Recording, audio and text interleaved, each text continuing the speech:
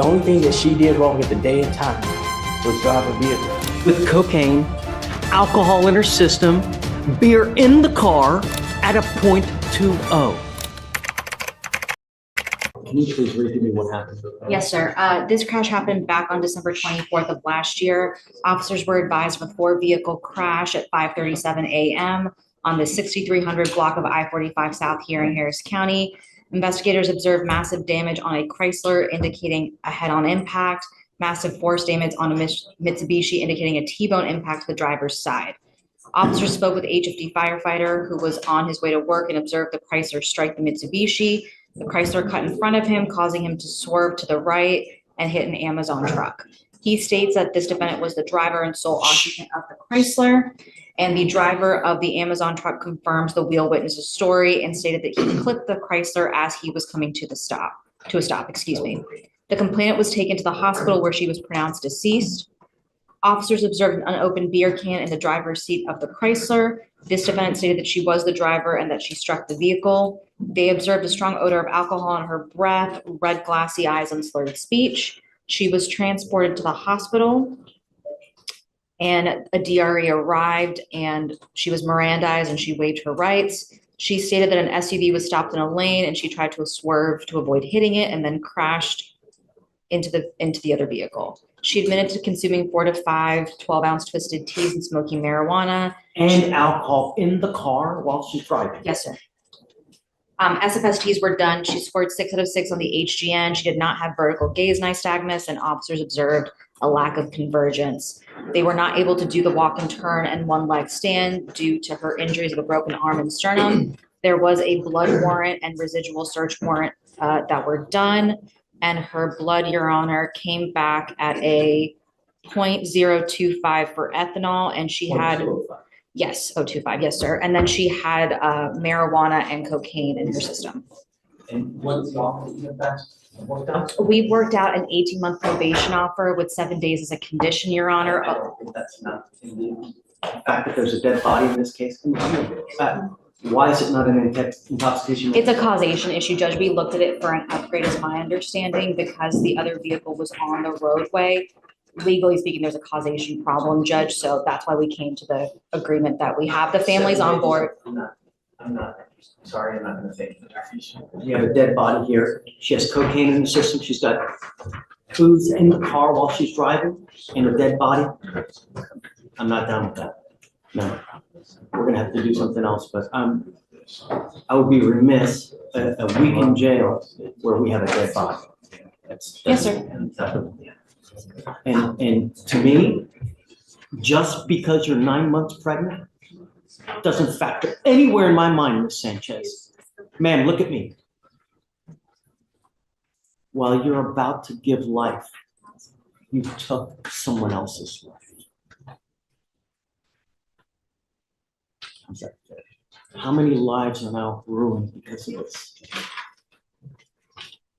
Not only yours, how about everybody else? Every single day in Harris County, someone is maimed because of the DWI. It's sick that we lead the nation in fatalities. And I don't know why they can't prove causation to charge you with intoxication manslaughter. But to me, a week is insufficient. It's not enough. Yes, sir. So We'll go back to the drawing board and get go it back, reset, Judge. but Yes, sir. I'm ready to set this case for trial now. So unless we can work something out today, I'm saying it gets set today. Yes, sir. Okay. All right, thank you, Judge. Your Honor, I understand that a fatality did occur, but the reason why they weren't able to charge my client with intox manslaughter is because this accident was unavoidable. If you're Unavoidable? yes, sir. At the time of this accident, it was unavoidable. What ended up happening is that the deceased party spun out in front of her, and she was just going straight. The only thing that she did wrong at the day and time was drive a vehicle. With cocaine, alcohol in her system, beer in the car at a .20. Let me ask you something. Have you ever done breath test?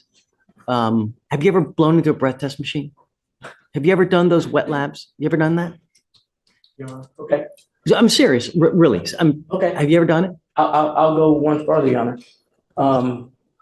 Before being a defense attorney, I was a lieutenant with HPD. Okay. So I'm above and beyond. I spent 3 years doing accident division. So not only did I investigated these. So my knowledge is probably more superior than anybody in the room. I spent 3 years picking up dead bodies. And that is a true and factual statement I'm making before the court. So yes, sir, I did, as part of training when I was a defense lawyer, I went to these classes where we took the breath test machines apart, did all kinds of experiments, did these drinking wet labs where you drink and then you blow into the machine. And the one time we did it, we downed a bunch of booze and I blew into the machine and I was lit, right? And I blew a 14 and I was lit, man. And all I did was I blew a 14, right? 0.14. She's at a 0.2. 0.025, Judge. 0.025. 0.02. Yes, sir. Okay. I thought you said 0.2. No, sir, no, it's 0.025 with the cocaine and THC. No, so she's not 3 times or 4 times over the legal limit, Your Honor. Are you serious right now, bro? We were discussing about Ms. Sanchez. We were discussing when for you to do your jail time. Should we have you do it immediately to where you have the baby in jail? Is that cruel and unusual punishment? But then again, is a dead body cruel and unusual punishment? What's fair? What's not fair? I don't know. All I know is that you're charged with DWI. There's a dead body, but they just can't prove causation. And that's why you're not charged with manslaughter. But the fact remains is that we have a dead body. How do we reconcile that? You're pregnant now, and I truly hope that you've treated your body well throughout that pregnancy.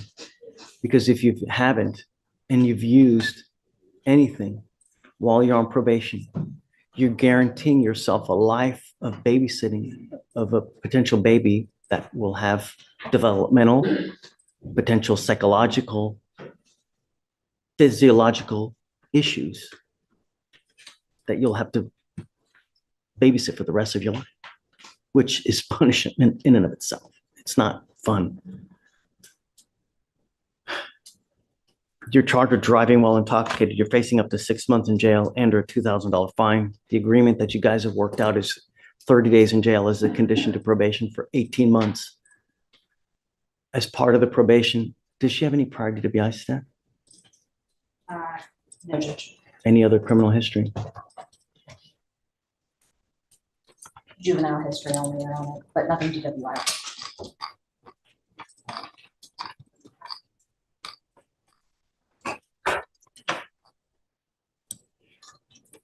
What all were you wanting done on the probation? Correct. Yes, sir. We are asking for DWI education class, a victim impact panel, guardian interlock, no refusal, no drugs or alcohol, random UAs, 80 hours of community service, and a $300 donation to MAP. Is this how you understand the conditions, Ms. Sanchez? I will keep you to it strictly. I'm going to monitor you myself. You will report to me here to the court so that I make sure everything gets done well. If you are not in compliance, I will issue a warrant for your arrest. You will be put into jail, and then you'll be facing up to 180 days in jail. If you test positive for alcohol or any kind of drugs, I will put you in a treatment facility in the jail. Do you understand, ma'am? No alcohol, no dope, no driving. You must have what does she have now? Does she have a scram right now?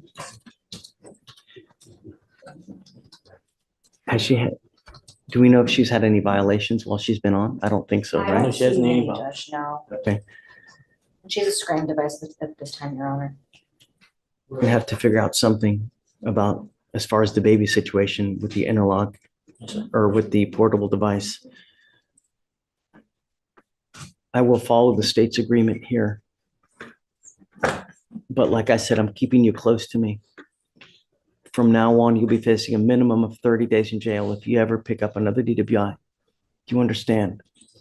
You give up the right to a trial, right to compel witnesses to testify on your behalf, confront and cross-examine your accusers. If you're not a citizen, if possible immigration consequence, you can be deported, excluded from the country, denied naturalization under federal law. Hey, if you can do the repeat offender, you get the education class. Did you say victim impact panel? That's right. How many? One. One victim impact panel. You will be required to do a TRAS, which is an evaluation to see what other conditions you may need. You must fulfill those conditions. Guardian interlock, no drugs, alcohol, random UA. When are you set to deliver, ma'am? What day? August 28th. When do you think we should do the time? If I could request anything, Your Honor, it'd be the beginning of the year, in January 2025, the start of the year. It gives her time to nurse her baby and everything else. She must get it done within 6 months. Okay. All right, ma'am, how do you plead to the offense, guilty or not guilty? And we'll find you guilty. We'll send you to the disagreement. Good luck to you, ma'am.